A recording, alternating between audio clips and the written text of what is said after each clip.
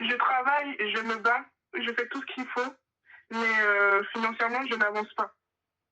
Dès que l'argent rentre, il ressort. Famille, urgence, problème, je donne tout. Je donne et à la fin, il ne reste rien. Oui, je me rappelle, tu m'as envoyé le questionnaire, je l'ai analysé. Et justement, ce que tu vis n'est pas un problème de travail en fait, ni de capacité. C'est un problème énergétique et c'est un problème invisible.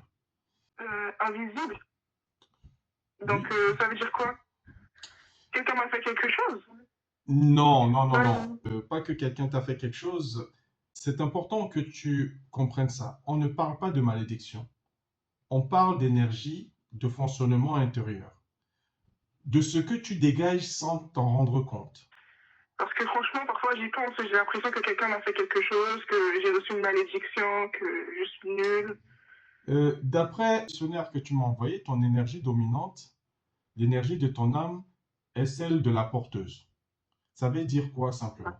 Ça veut dire que tu portes tout le monde. La famille, les problèmes, les urgences. Les émotions des autres aussi. Oui, c'est vrai. On me sollicite tout le temps. Ben, et le problème, c'est que ton énergie se disperse par voie de conséquence. Donc, l'argent arrive, mais il ne reste pas parce que ton énergie n'est jamais centrée sur toi.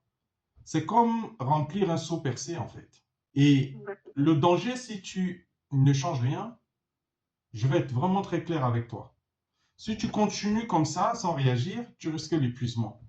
Et évidemment, les problèmes de santé vont venir derrière et une situation financière encore plus fragile. Donc je suis foutue. Non, non, non, non. On ne peut pas dire ça. Rien n'est jamais foutu.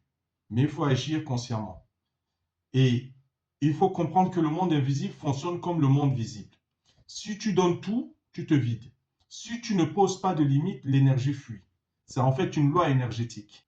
Donc c'est moi qui bloque sans le vouloir. Et exactement, et c'est là que commence le travail. C'est de manière inconsciente en fait. On va travailler sur trois choses.